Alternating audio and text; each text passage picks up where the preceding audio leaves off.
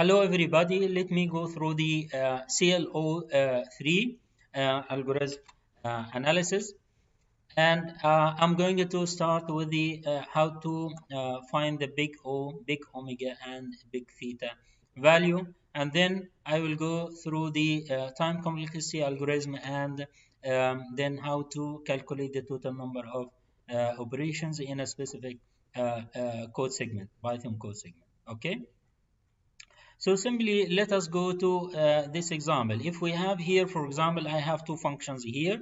I have y equal to x plus 1 and y equal to x squared. So now I would like to measure these two functions or check which one of them take over the other or overtake the other function. Okay, so let me go through this example here. This example. If we have g of x equal to x squared and f of x equal to, let me zoom out here, and we have f of x equal to x squared plus 4. Okay, so now I can simply find the implementation for these two functions. G of x equal to x squared, I have g of x here, okay, and f of x equal to x squared plus 4. Okay, so now I will implement g of x one time for the c value equal to 1 and c value equal to 2. What is the c value? C value is a constant value which we use it to check which function overtake the other. Okay, so now let me check or substitute the x value with the values 1, 2, 3, 4, and 5, where each of these values here 1, 2, 3, 4, 5 is a k value, a value. Okay, so now let me implement for the f of x first. Okay, f of x squared plus 4 equal to 5, for where x equal to 1, where x equal to 2, it will be 2 square equal to 4 plus 4 equal to 8, 3 square, okay, 9 plus 4 equal to 13, 4 square 16 plus 4 25 square equal to 25 plus 4 equal to 29. Now, let me check the g of x equal to x squared. Now, if I will use the c equal to, where the c is a constant value equal to 2, this means that now c g of x equal to 2 times x squared. I have my function g of x equal to x squared. So now cg of x, I will replace c with its value here in this example, c2 equal to 2, so 2 times x squared. So now here when c equal to 2, 1 square, okay, times 2 equal to 2, 2 square 4 times 2 equal to 8, 3 square 9 times 2 equal to 18, 4 square 16 times 2 32, 5 square 25 times 2 50. Now, let me repeat the same thing, but when c equal to 1. Okay, so here, in this case, it will be x squared times 1 is the same value, x squared. So this 1 squared is 1 times 1 equal to 1. 2 squared, 2 square, okay, 2 square equal to 4. Okay, times 1 equal to 4. 3 square is 9. 4 square, okay, it's 16. Okay, and 5 square 25. Okay, so now again c equal to 1. So cg of x, which is x squared times 1, where is c equal to 1. Okay, simple like this. So now again, that's true. 2 square is 4, 3 square is 9, and 4 square is 16 and 25. Now, let us evaluate now these three functions. I would like to evaluate f of x against c g of x, where c equal to 1. Okay, so now if we look to f of x here, f of x greater than what? Greater than Cg of x. F of x greater than Cg of x. F of x greater than Cg of x. F of x greater than.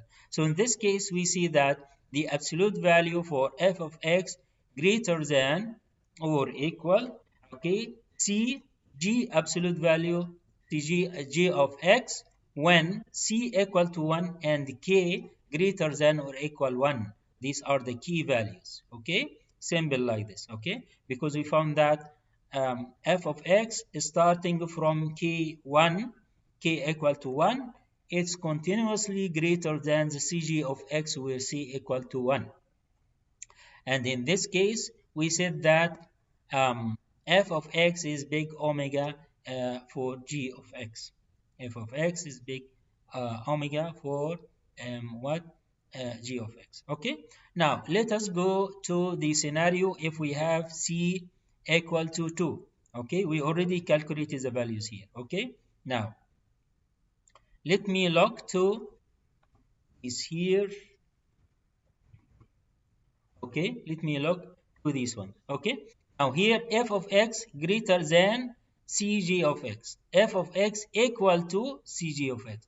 F of x now here becomes lower than cg of x. So starting from k equal to 3, cg of x becomes bigger than or larger than f of x. Okay, so now in this case we said that the f of x function result or output as an absolute value less than or equal to cg of x when c equal to 2 and in the condition that k greater than or equal 3. Yes, when k greater than or equal 3, okay, Cg of x were greater than f f of x. Okay, so now in this case we said that f of x is big O g of x and is linked to what? To g of x. Okay, so in this case f of x is big omega to g of x and f of x is big O to g of x.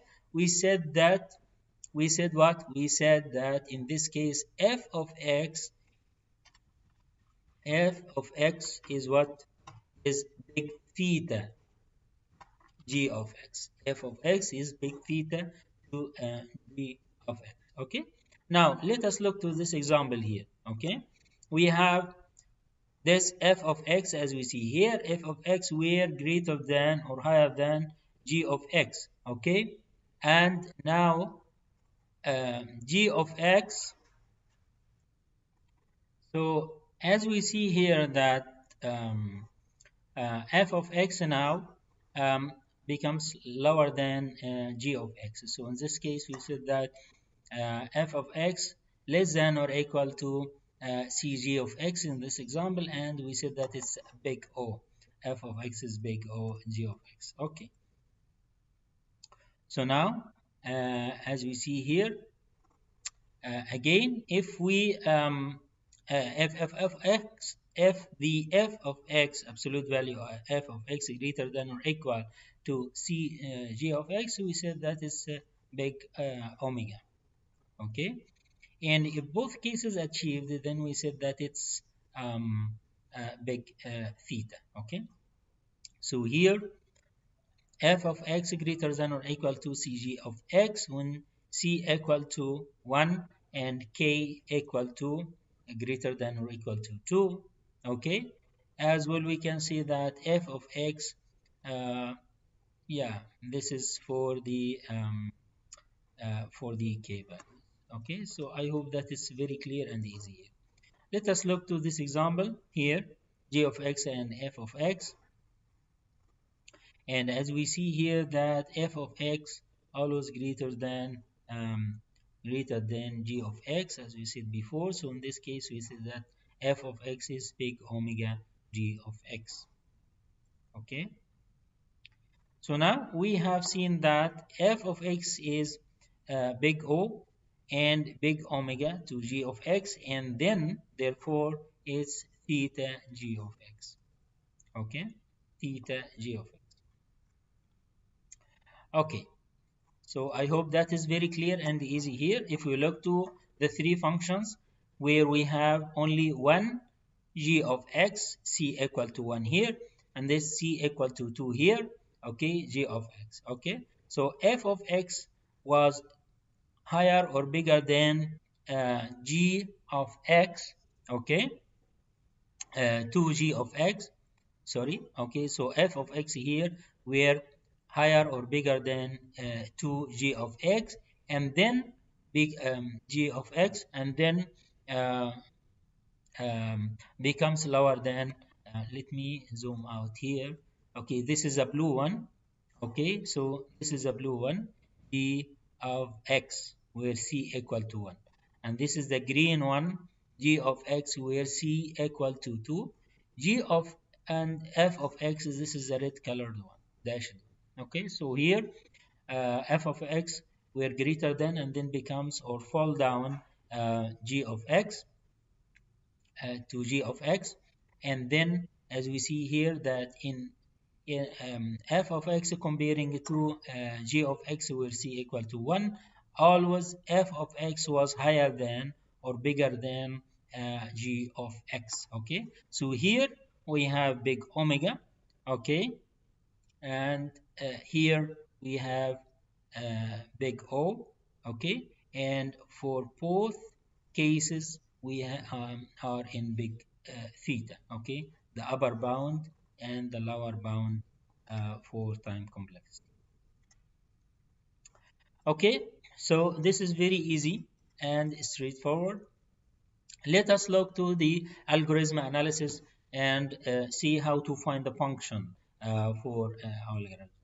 So as I mentioned before that we have logical operations and arithmetical operation. As I already indicated before that we have the processor, okay, processor, and then we have the logical arithmetical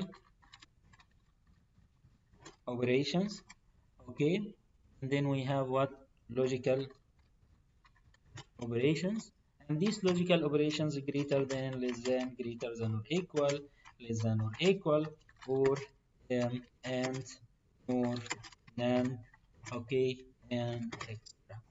And here we have as we said before, plus, minus, times, division, square root, and many others, okay. So in our analysis here in our code, we have to look to these kind of operations.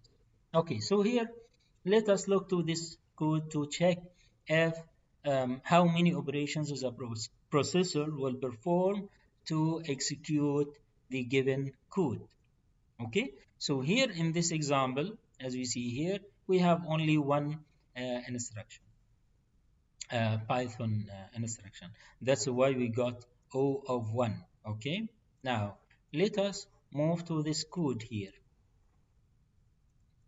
Okay, we have stuff as a list of elements, and then we have loop statement for each element in this stuff. Okay, so since we don't know here, only in this example we have 4 elements, but might be we don't know how many elements in if I pass the value. So here I have a for statement, and this for statement referred to a list of elements which might be I don't know. In this example it's declared as only 4, but might be out of million element or 100 element or 1,000 elements. So in this case you said that the time complexity for this code is O of n, okay, O of n, okay, not O of 1, okay. So now let me have a look to this example here.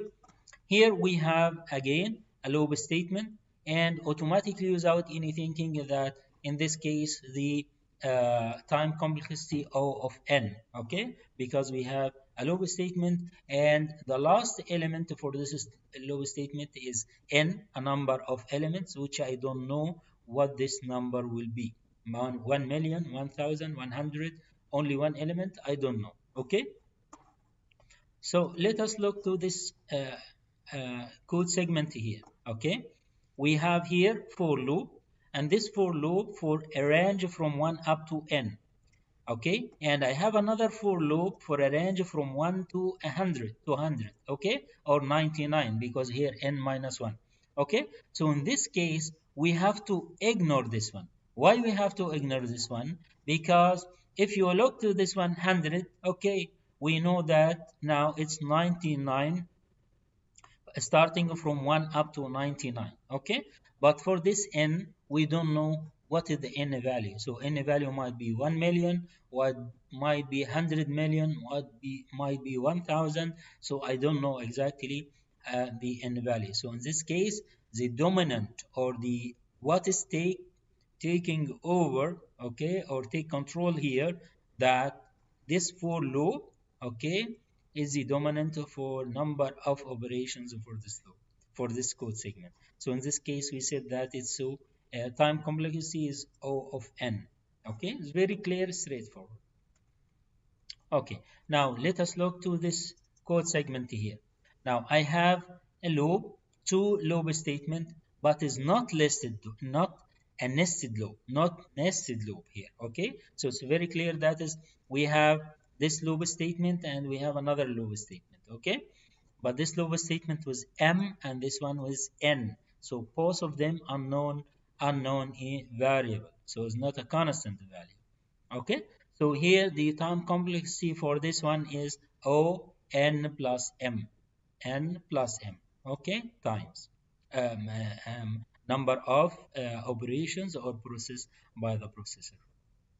Now, let us look to this code segment. Here we have nested loop, where we have a loop inside a loop. Okay, so here for I in range 0 up to n, again in unknown variable, and again for j in a range 0 up to m. Okay, so in this case, the number of operations or time complexity equal to O n times m. Okay, so if this one is n, so in this case it will be n times n, which means is that we can replace this one with what? With n square. Okay, with n what? With n square. Okay, so now let me move it back to m, and this one, um, okay, to what times m.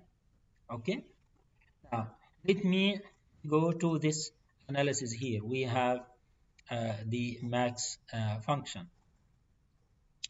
Okay, now for this function, define the max of numbers, and then we declare or star initialize max equal to numbers of the index 0. Okay, so now I have this is the first operation and this is the second operation, and then we goes to the loop statement. This is the loop statement. Okay, now inside this loop statement I have a comparison or logical operation here, which is I number it number 1. Then I have again comparison 2. Then I have assign value 3, and then I have incremental 4. Okay, so now these 1, 2, 3, 4 instructions, should we have to expect that these 4 instructions will run within this loop statement n times. N times, n here equal to the number of, the length of the list, which I will pass it to this max value. And since I don't know if the max value in the beginning of the list or the end of the list, so you can't judge or guess that no, this operation, for example, will not run for the whole n. No, it might run for the whole n if the max value was not in the first of the list or in the middle of the list, might be at the end of the list. If my elements are, for example, in ascending order, so I can start, for example, in this case, have a look to here. Okay, look to this example here. If I have on this one, okay, if I have here, for example, my list was similar to this one: 1, 2, 3, 4, 5, 6, 8, and 20. Okay, so in this case, okay, every time I read the element and I discover, yes, the next element is max than the previous element. So I have to run this code to make this a sign for the max. Look to the next element is bigger than this element is bigger than the previous one. This bigger than the previous one. Okay, and so on up to until I reach it to the last one. Okay, so also this one included in n times. Okay, so in this case I have this operation, the first operation, second, third, fourth operation n times. Okay, that's we will look to this later on. So here we have, let me just display this one. So here for my function 4n. Why 4n? Because I have 1, 2, 3, 4 n times. Okay, plus 3. We will discover from here the 3. So now, out of this loop statement, we have this operation we already said. Second one, and this is the third one. Third one, which is a stopping case. Okay, which is out to get the false condition to get out of this loop statement. This is the last so if we said, for example, um, run the loop until while k, for example, less than what? Len of numbers. If I have a list of 5 elements, which means that less than 5, okay? So it will run while k equal to 1, it will continue. 2, it will continue. I will start from 0 because that's the list. 0, 1, okay, 2, 3, and 4. Now I want to go to the stopping case. Okay, if you observe here that we have how many times? N times, which is equal to 5. 2, 4, 5. Okay, but still the loop statement is valid. So now I want to go to the stopping case. Now the k value will goes to 5. 5 is not less than 5. Okay, so in this case it will stop. This is the last step. So here we have 1, 2, and 3, which is equal to 3 here out of the lowest thing. So now if I asked you, for example, for this one,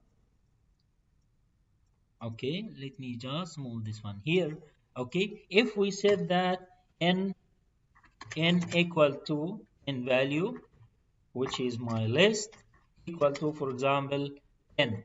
Okay, so in this case, the number of operations by processor for this case, f of 10, okay, equal to 4 times 10 plus 3, which is equal to 43. If I asked you how many operations, how many, how many operations, how many operations inside the loop statement.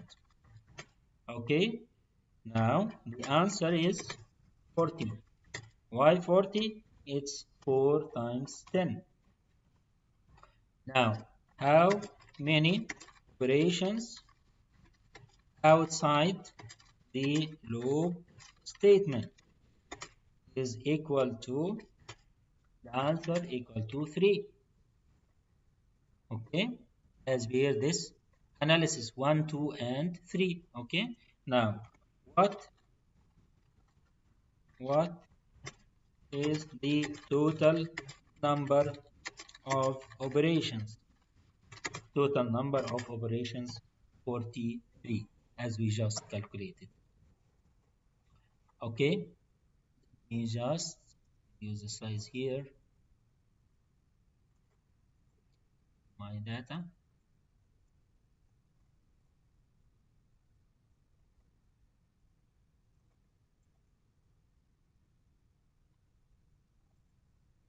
Okay, I hope now it's very clear for you. Okay, that now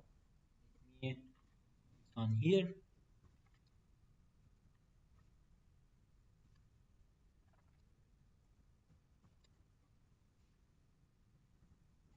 Okay, so on this one,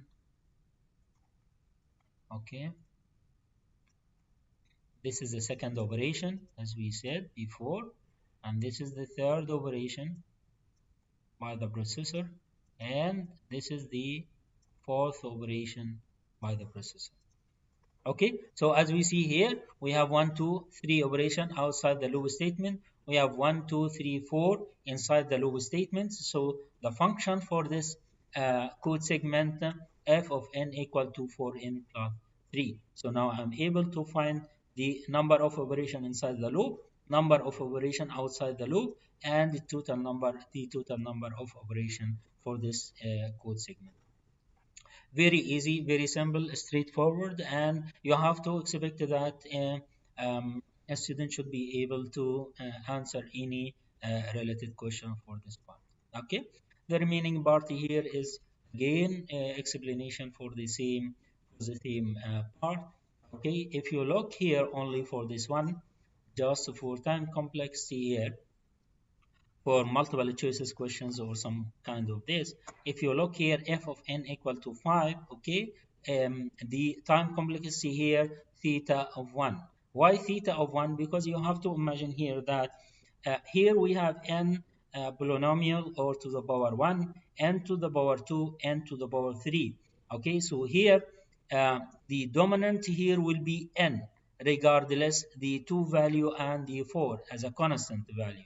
Okay, if you remember, um, we already discussed it. Okay, so here the time complexity for this function theta n, the time complexity for this function n squared, the time complexity here n to the power 3. What about this one? Actually this one is n to the power 0, is n to the power. Okay, just let me go to.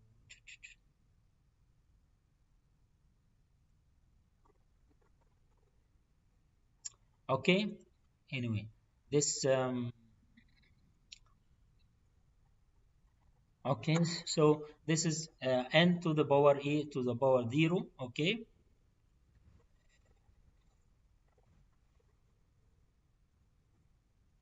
so as we see here that the first one f of n equal to n to the power 0 times 5. Okay, so again here we have n to the power 0 equal to 1. That's why we got here theta equal to 1. Okay.